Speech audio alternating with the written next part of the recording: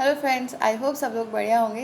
हम कंटिन्यू करेंगे हमारा चैप्टर प्रोटीन मेटाबॉलिज्म का। आज हम पढ़ेंगे प्रोटीन के बारे में और प्रोटीन के जो डिफरेंट टाइप्स होते हैं उनके बारे में। चलो स्टार्ट करते हैं। प्रोटीन जो है वो डाइवर्स और अबेंडेंट क्लास है बायोमोलिक्यूल्स की, जो कि जो सेल है उसकी ड्राई वेट का ऑलमोस्ट 50% बनाता है ये। इसकी जो डाइवर्सिटी और अबेंडेंस जो है वो इस तरह से देखी जा सकती है, क्योंकि प्रोटीन जो है वो बहुत सारे उसके डिफरेंट डिफरेंट रोल्स होते हैं। इसके जो है सेल के स्ट्रक्चर और उसके फंक्शन में जो है डिफरेंट डिफरेंट रोल्स जो है वो प्ले करता है। बायोलॉजिकली जो पॉलीपेप्टाइड्स हैं वो वैरी करते हैं इन साइज़, जो है स्मॉल से लेके बहुत ज़्यादा लार्ज साइज़ तक ये हो सकते हैं। इसमें से 2 से लेके 3 जो है और थाउजेंड्स जो है अमीनो एसिड जो है वो लिंक हो सकते हैं। ठीक है।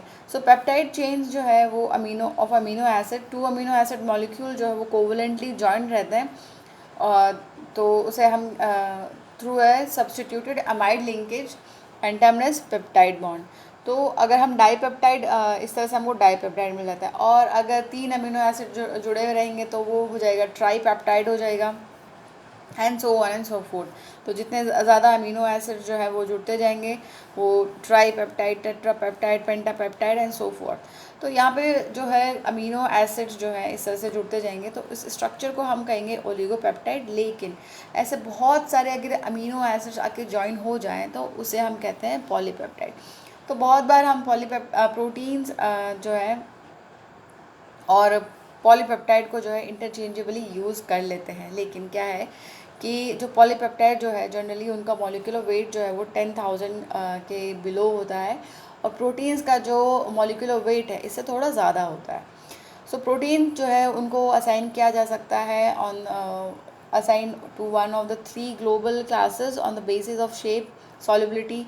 तो इसको 3 में हम डिवाइड कर सकते हैं। एक तो फाइब्रस प्रोटीन होगा, एक ग्लोबुलर प्रोटीन होगा, और एक मेम्ब्रेन प्रोटीन होता है। ओके। ये पेप्टाइड बॉन्ड का जो है फॉर्मेशन देखो, यहाँ पे 2 अमीनो एसिड्स एलाइन एंड सेरेनिन में, तो एलाइन सेरेनिन का ये जो है यहाँ पे एक बॉन्ड यहाँ पे बन गया है इनके बीच में। ये स्ट्रक्चर जो है इसका ऐसा हो जाएगा। नेक्स्ट जो है फाइब्रस प्रोटीन जो है वो होते हैं कि सिंपल रेगुलर लीनियर स्ट्रक्चर होता है इनका, एंड ये प्रोटीन जो है सर्व करते हैं structural role in the cell. Typically they are insoluble in water और इन डाइल्यूट सॉल्ट सॉल्यूशन में जो है ये क्या है कि इनसॉल्युबल होते हैं। तो फाइब्रस प्रोटीन के एग्जांपल्स देखो क्या हो सकते हैं कि ये एक तो स्ट्रक्चरल सपोर्ट देते हैं यानी स्ट्रेंथ देते हैं, और इनसॉल्युबल होते हैं वाटर में। तो कोलेजन हो जाएगा इसका एग्जांपल, ये टिश्यू स्ट्रेंथनिंग करता है। केराटिन हो जाएगा इसका एग्जांपल, जो कि हमारे हेयर और जो नाखून है जिनसे बनते हैं वो केराटिन प्रोटीन से बनता है। और इलास्टिन हो जाएगा जो कि हमारे स्किन में होता है। ओके। नेक्स्ट है ग्लोबुलर प्रोटीन। ये जो है रफली स्फेरिकल शेप के होते हैं, और पॉलीपेप्टाइड चेन जो है इनकी कॉम्पैक्टली फोल्डेड रहती है, so that the hydrophobic amino acid side जो है इनकी वो इंटीरियर साइड में रहे of the molecule, and hydrophilic जो है वो बाहर की तरफ रहे, एक्सपोज टू द सॉल्वेंट और वाटर। ये जो है सॉल्युबल होते हैं वाटर में, और इनकी जो फंक्शनल एक्टिविटी है ये इन्वॉल्व रहते हैं इन सेल मेटाबॉलिज्म, जैसे एंजाइम्स हैं, एंटीबॉडीज़ हैं इनमें। ठीक है। इसके एग्जांपल हो जाएंगे अमाइलेज हो जाएगा, जो कि ये स्टार्च का डाइजेशन करता है, जो कि सलाइवा में पाया जाता है। एंड देन हो जाएगा इंसुलिन, जो कि ब्लड शुगर को रेगुलेट करता है, अगर ब्लड की शुगर बढ़ जाए तो उसको कम करता है।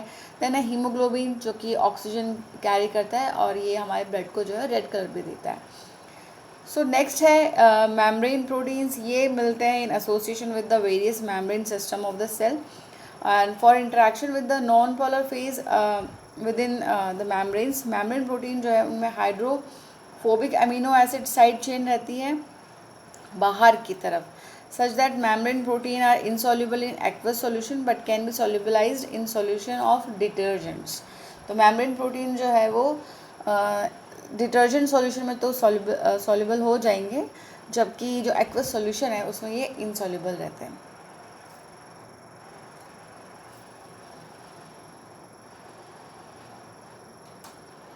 नेक्स्ट है लेवल्स ऑफ प्रोटीन स्ट्रक्चर। तो पहला है प्राइमरी स्ट्रक्चर। तो इसमें जो है प्राइमरी में ये 1 डिग्री स्ट्रक्चर होता है, सिंपल सा होता है एकदम, इसमें कुछ वो नहीं है ट्विस्ट एंड टर्न किसी तरह का नहीं होता, सिंपल सा स्ट्रक्चर होता है इसका।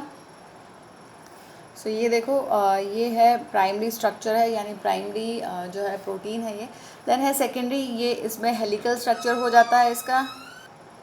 सो ये जो सेकेंडरी स्ट्रक्चर है इसमें ये हेलिकल स्ट्रक्चर है इसका। इसमें क्या होता है कि हाइड्रोजन बॉन्डिंग होती है between the adjacent amino acid जो पॉलीपेप्टाइड चेन है उसमें, और इसमें हेलिकल या फिर जो है प्लीटेड सेगमेंट्स वो दिखाई देते हैं। तो ये रेगुलर स्ट्रक्चर होता है that extend along one dimension, जैसे कॉइल या फिर स्प्रिंग जैसा जो इसका स्ट्रक्चर हो जाता है।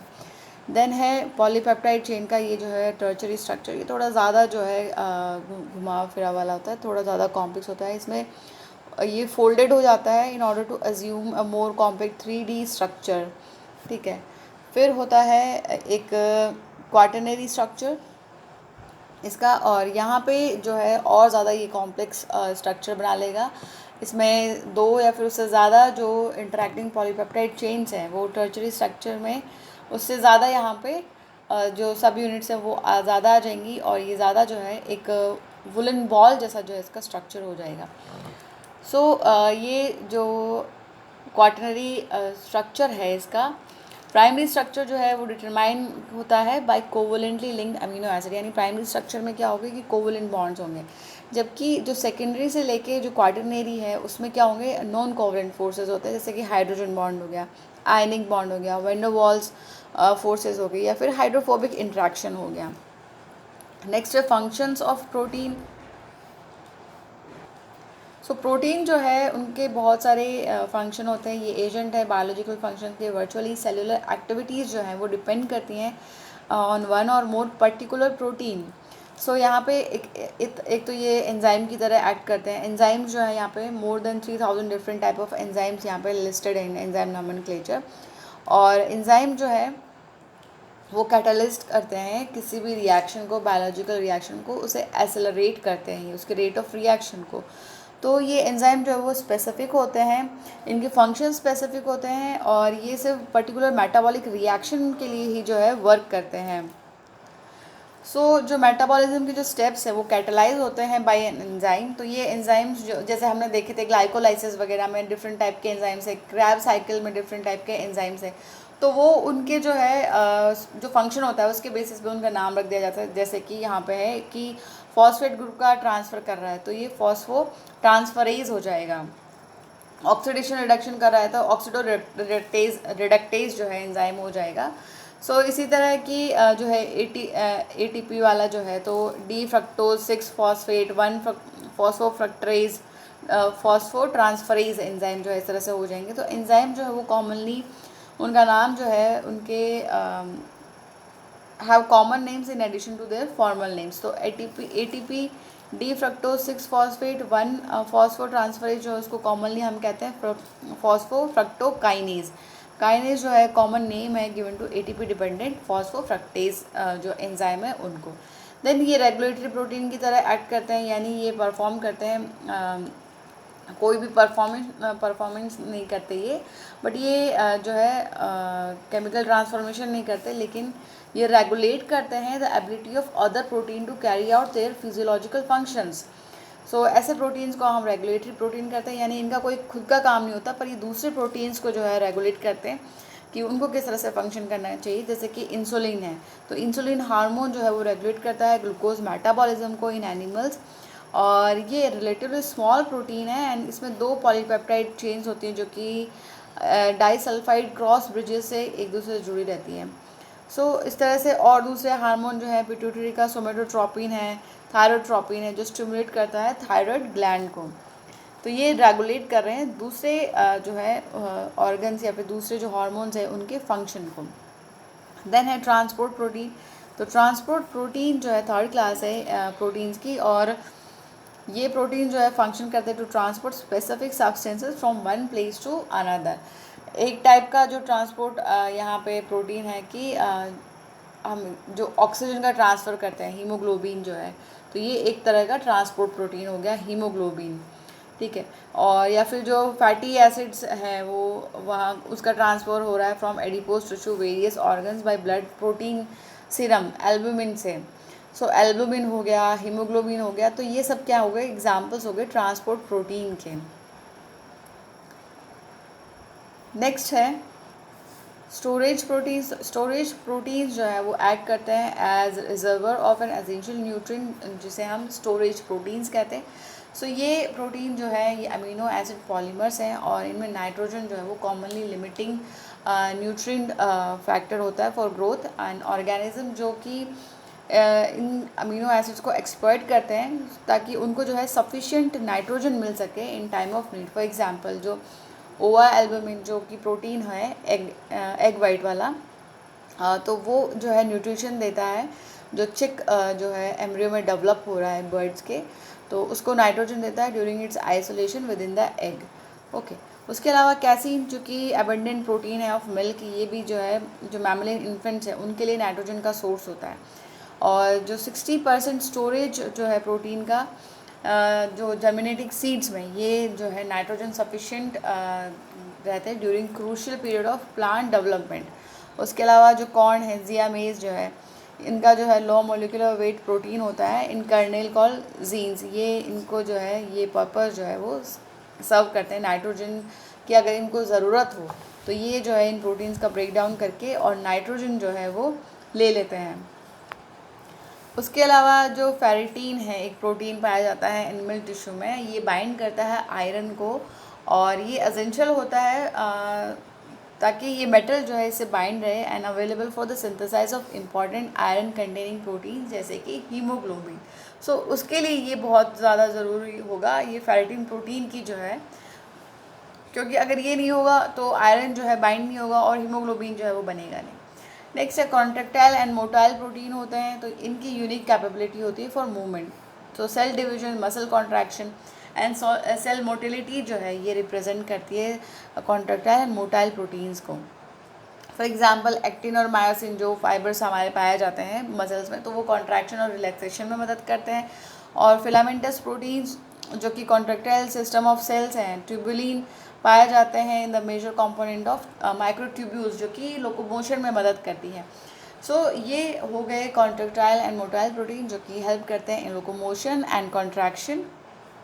नेक्स्ट है स्ट्रक्चरल प्रोटीन, ये बहुत इंपॉर्टेंट रोल प्ले करते हैं और इनका फंक्शन जो है होता है वो creating and maintaining biological structure.